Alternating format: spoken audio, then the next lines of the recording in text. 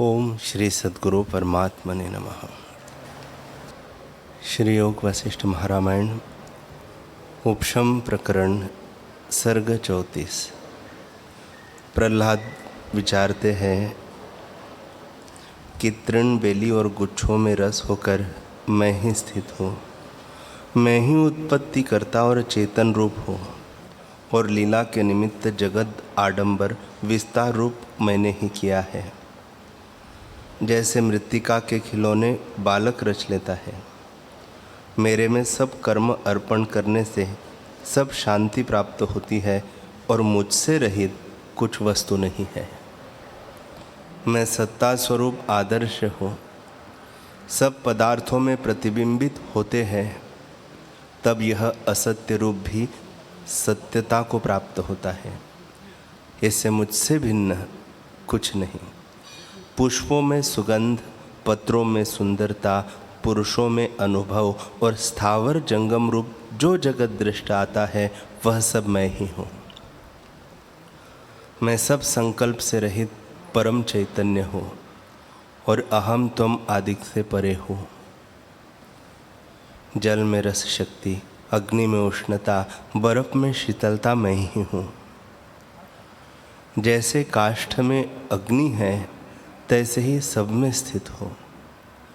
सब पदार्थों में मैं परमात्मा व्यापक हूँ और सबको अपनी इच्छा से उपजाता हूँ।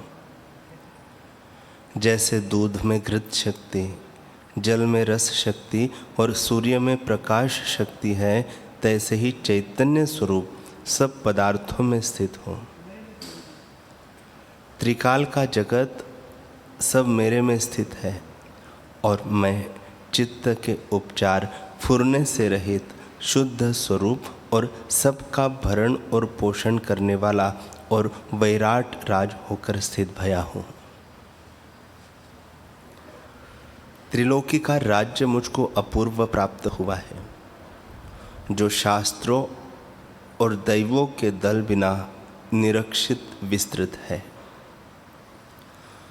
बड़ा आश्चर्य है कि मैं इतना बड़ा विस्तृत रूप हूँ और अपने आप में नहीं समाता।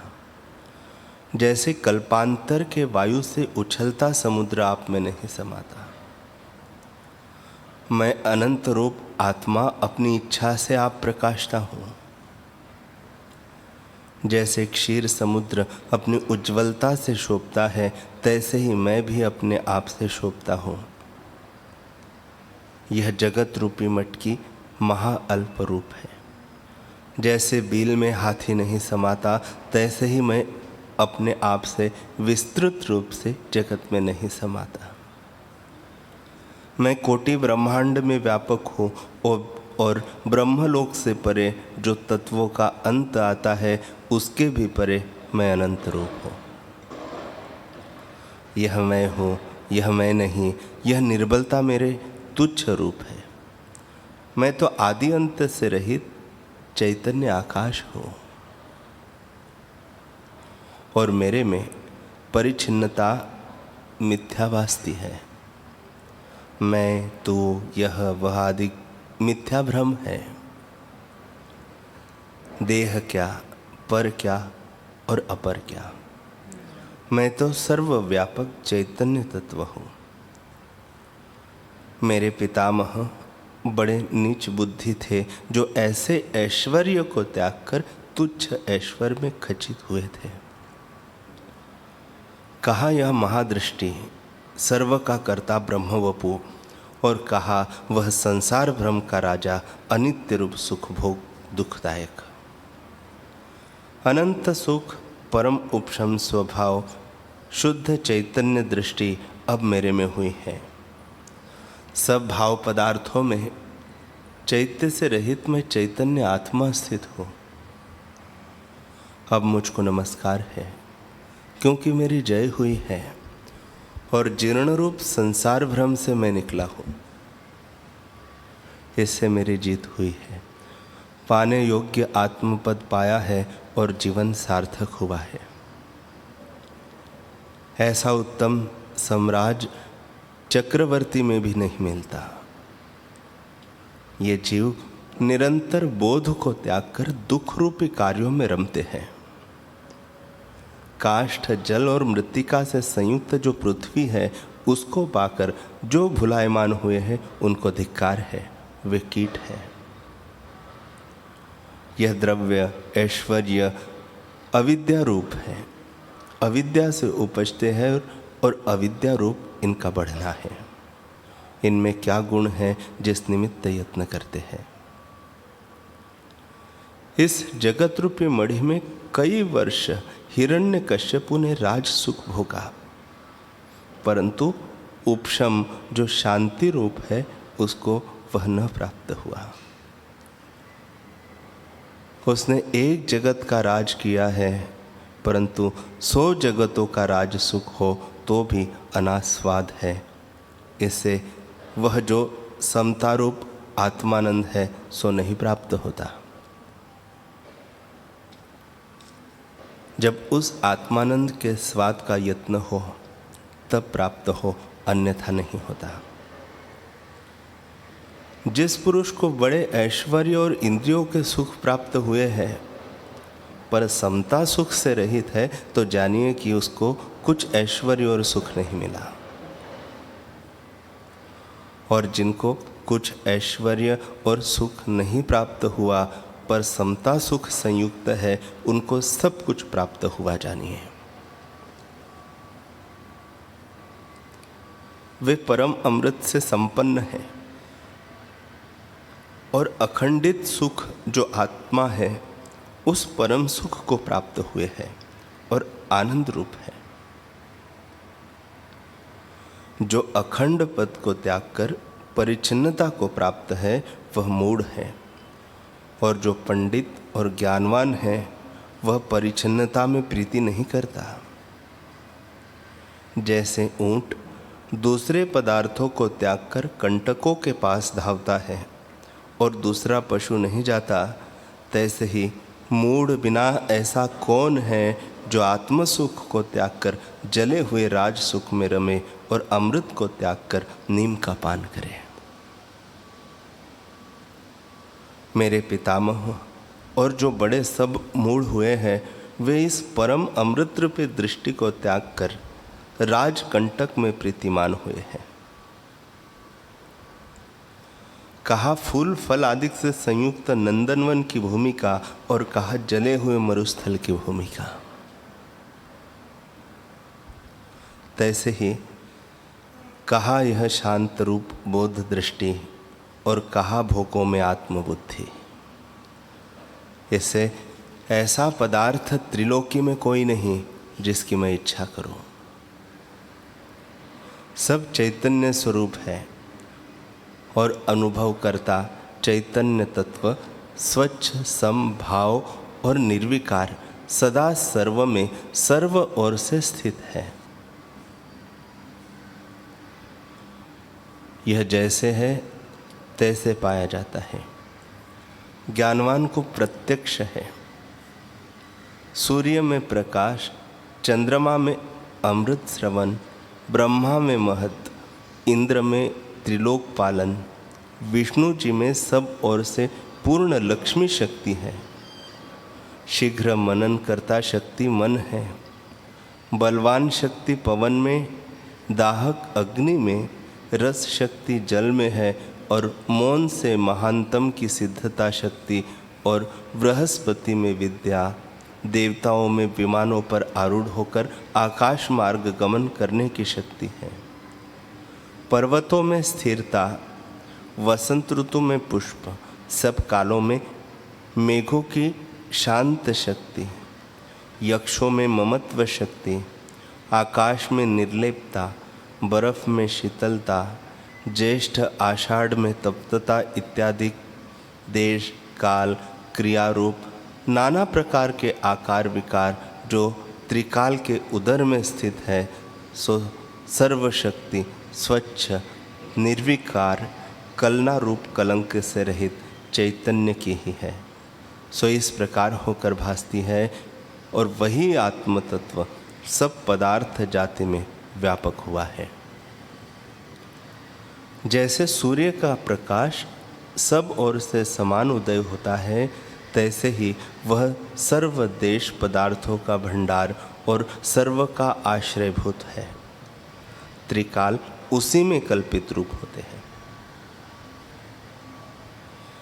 जैसे अनुभव उसमें होता है तैसा ही तत्काल हो भासता है। आत्मा में त्रिलोक की समप्रतिभा पूरी है।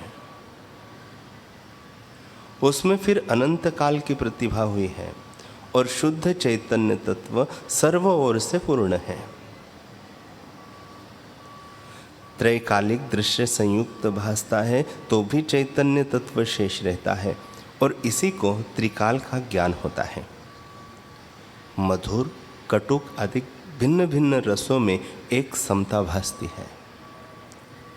जैसे मधुरता पान करने वाले जीवों को मधुरता भासती है, औरों को नहीं भासती, तैसे ही संकल्प कलना है, सबको भोगता है। सूक्ष्म चैतन्य सत्ता स्वरूप सब पदार्थों का अधिष्ठान है। उससे अनागत होकर द्वैत जगत भासता है और नाना प्रकार की जो पदार्थ लक्ष्मी है वह अत्यंत दुख को प्राप्त करती है। जब त्रिकाल का अनुभव होता है तब सभी समभासता है। भाव पदार्थों में जो पदार्थ है वे ईश्वर के हैं। उन पदार्थों को त्याग कर भाव की भावना करने से दुख सब नष्ट हो जाते हैं और संतुष्टता प्राप्ति होती है।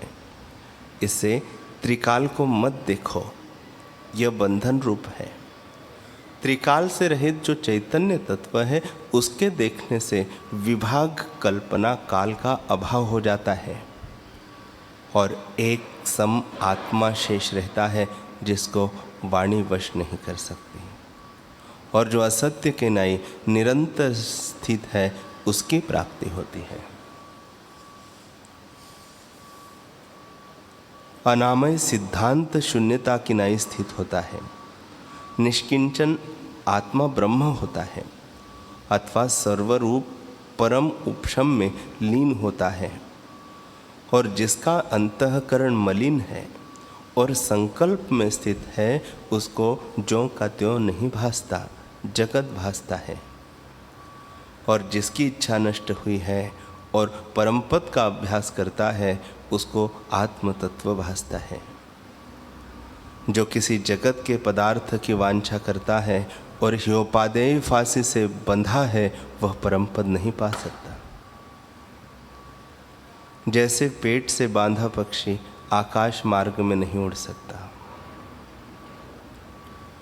जो पुरुष संकल्प कलना संयुक्त है वह मोह रूपी जाल में गिर पड़ता है। जैसे नेत्रों बिना मनुष्य गिर पड़ता है। संकल्प कलना जाल से जिसका चित्त वेष्टित है वह विषय रूपी गड्ढे में गिरा है और अच्युत पदवी को प्राप्त नहीं होता।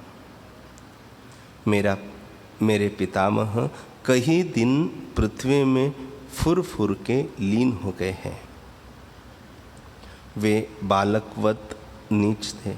जैसे गड्ढे में मच्छर लीन हो जाते हैं तैसे ही अज्ञान से वे परम तत्व को न जानते थे।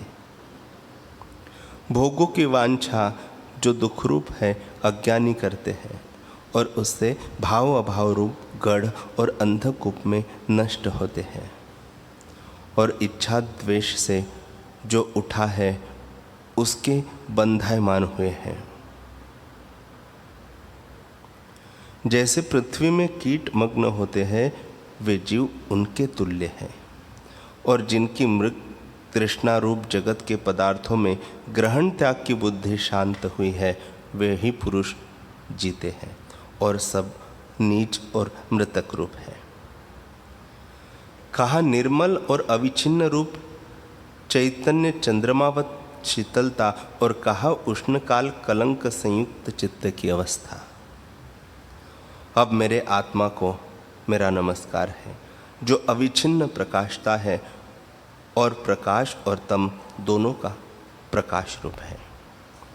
हे चितात्मदेव, मुझको तो चिरकाल से प्राप्त होकर परमानंद हुआ है, जो विकल्प रूपी समुद्र से मेरा उद्धार किया है। जो तू है वह मैं हूँ, और जो मैं हूँ सो तू है। तुझको नमस्कार है। संकल्प विकल्प कलना के नष्ट हुए अनंत शिव आत्म तत्व का चंद्रमा सदा निर्मल और उदित रूप हुआ है।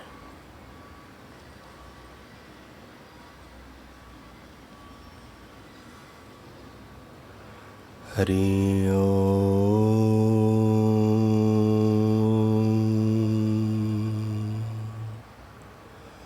हरि ओम।